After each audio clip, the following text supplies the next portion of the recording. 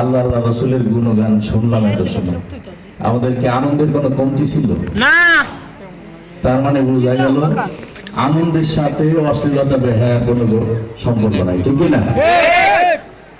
আমাদের এই অনুষ্ঠান যখন অত্র এলাকায় হয়তো নতুন, যখন প্রচার হয়েছে যে ইসলামী সাংস্কৃতিক অনুষ্ঠান হবে, কিছু কিছু মুরব্বীরা একটু মশরামশি করছে, কি আবার সাংস্কৃতিক অনুষ্ঠান করবে আমাকে মমতা জাপা ম্যাডাম, হুজুর আবার কি শুরু হচ্ছে, কি ছিল নাকি জনগণ, এরকম সমালোচনা হয়েছে না একরকম।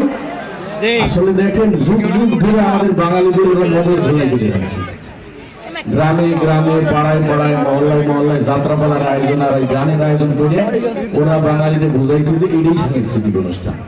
কিন্তু যেই সাংস্কৃতিক অনুষ্ঠানে গান বাজনা হয়, নাচানাচি হয়, অশ্লীল কথাবার্তা হয়, ছেলে মেয়ে একসঙ্গে সেখানে নাচানাচি করে, ওইটা কি কখনো মুসলমানের সংস্কৃতি হতে পারে? মুসলমানের সংস্কৃতিতে কি কোনো বেহায়াপনা উলঙ্ঘনা থাকতে পারে? তার মানে ওইটা আমাদের সংস্কৃতি না, ঠিক কিনা বলে?